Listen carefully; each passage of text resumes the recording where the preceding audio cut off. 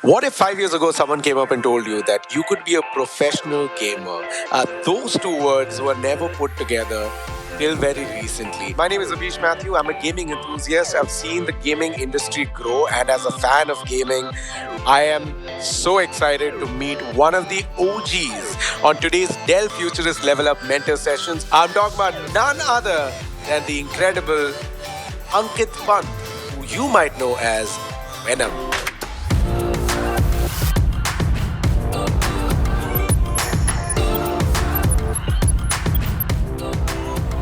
What's happening, Ankit? It's so nice to see you. How are you doing? Hey Avish, thank you so much for that introduction. It's good. I really want to know your journey of how you became a pro gamer. You've gone from being defeated in an internet cafe to representing the country. That's like a full character arc in like a fiction story that you might have. How much of this is like a birth instinct and how much of it is literally you worked on it?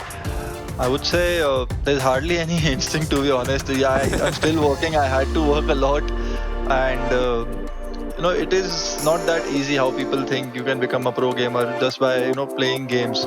I also thought the same when I started playing in that cafe, and every guy who used to come there started defeating me, and then I was like, I'm not good. Then slowly, I became the best player in that cafe. People started noticing me, and I was like, okay, I have arrived. But as soon as as soon as I started playing national level tournaments, semi-professional level tournaments, again I was thrashed. My team was thrashed. We used to lose very badly, and then again it made me think, कि नहीं, अभी I think there's still a long way to go. Ankit, as a professional gamer, how important is it to be professional at only one game? Can you say about be a professional gamer at CSGO, but also maybe Dota? It is very, very, very difficult. You can imagine me playing 10 to 12 hours and then expecting to give that much time to a game, because it's not like you are connecting your mouse keyboard and just going there guns blazing. All these strategies, all these timings, all these things that have taken a lot of my years to understand. If you talk about CSGO and Dota 2, completely a big no. And but if you talk about FPS with FPS, I am trying that actually. I have started playing another FPS game, which is Valorant. The shooting seems to be a little easier, but again, the utilities, the map timings are going to take a lot of time for me to understand these things. So the answer to this questions you will get after maybe few more years. But right now, all I can say is it's difficult, and I'm still figuring it out. Okay, that's actually a great point as such, because again, from a third person perspective, you're a professional gamer, so you should be able to play all games. That's incorrect to say, because if you're an athlete, if you're a sports person, you're still a sports person in a particular sport. What I hear you saying is commit. Like you gotta commit to one game and give it all. And does it make you wonder what if it was another game, or you are 100% sold? This is it.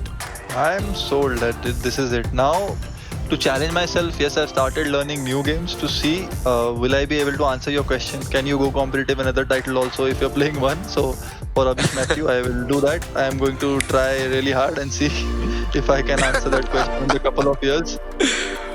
What are those mistakes that most of the noob new pro gamers do that you wish you could tell them कि भाई बात सुन, ऐसे नहीं करते, ये करते हैं? You can tell that to me. So some mistakes that I have also done, and I have noticed a lot of people doing it, for playing with a shotgun initially or a machine gun and thinking you are Arnold, and you will go all guns blazing, but that doesn't work in competitive Counter Strike. I used to play with a lot of nades also, कि नहीं आएगा तो मैं सिर्फ nade कर दूंगा मुंह पे, and the guy will die. But it doesn't work in competitive CS. So you have to learn all the utilities, you have to learn all the guns, you have to understand how the game works. Only then you can call yourself a pro gamer.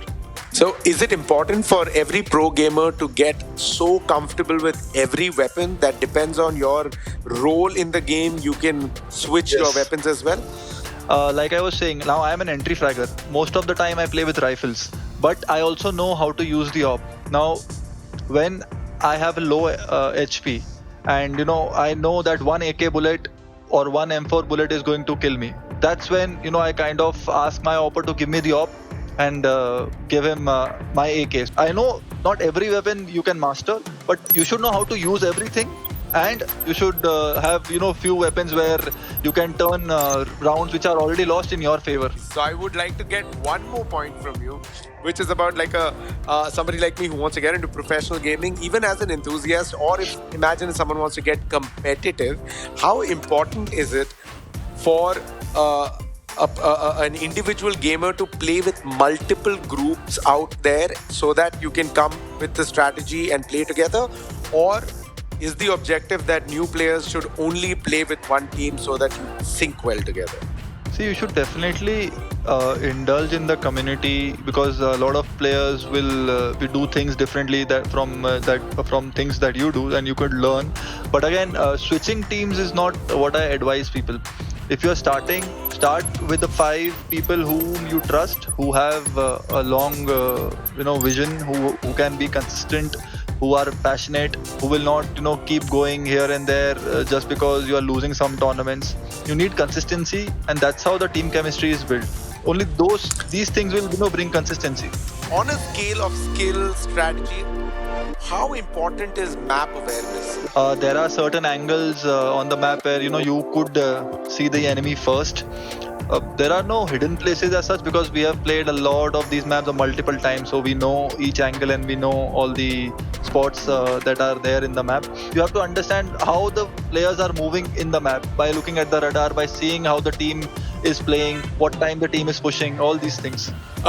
It brings me completely smoothly into something that I personally am something I feel very connected to. It's developing a skill. I feel like you're talented, and then after that it comes to your hard work developing a particular skill. Is that what you would call battling with bots comes first, or with an AI, or with a computer? Or do you directly recommend people like us to throw yourselves into the deep end ki ab jao professionals ke sath multiplayer khelo? I started playing with bots. I used to keep killing them to understand burst fire, to understand single taps, to understand what's my spray control is like, how I need to improve. Then you can start playing multiplayers, like online with your friends, so that you learn team communication, you learn a little bit of strategies, official maps. Then you can start playing tournaments to see where you stand, how much more you need to improve. So it's like level 1, level 2, level 3.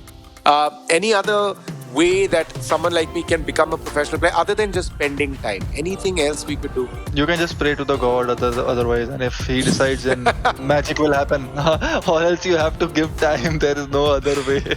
Do you think these gaming gods exist on YouTube, and how much of watching it tutorials does it really help? So these all gamers, streamers, and websites and articles, all these things will help you get you closer to where you want to be.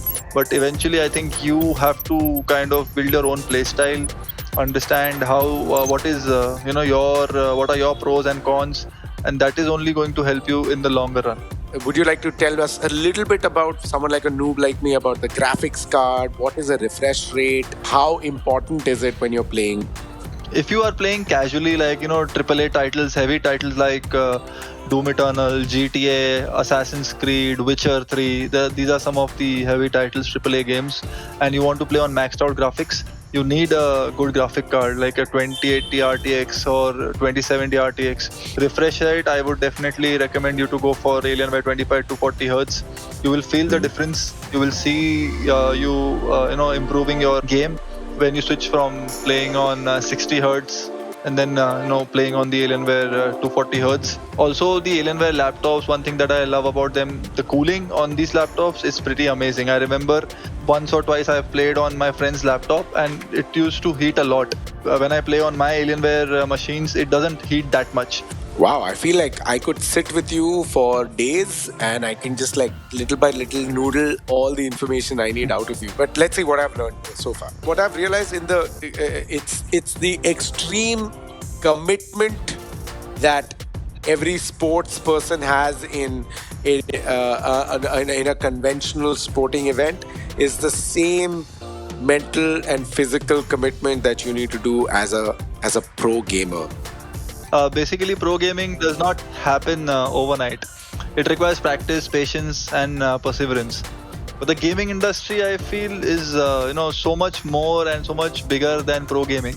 And the next mentor session is about all the different careers you can take up in this industry.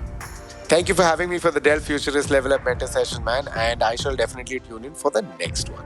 All right, Ankit, I shall see you soon. Bye. Bye bye. With the Alienware Level Up Challenge, you get a chance to compete with the most talented gamers in India. The winning squad gets a chance to train with me and my team Brutality, and we don't go easy. The registration closes on 16th of July, so make sure you and your squad sign up and gear up.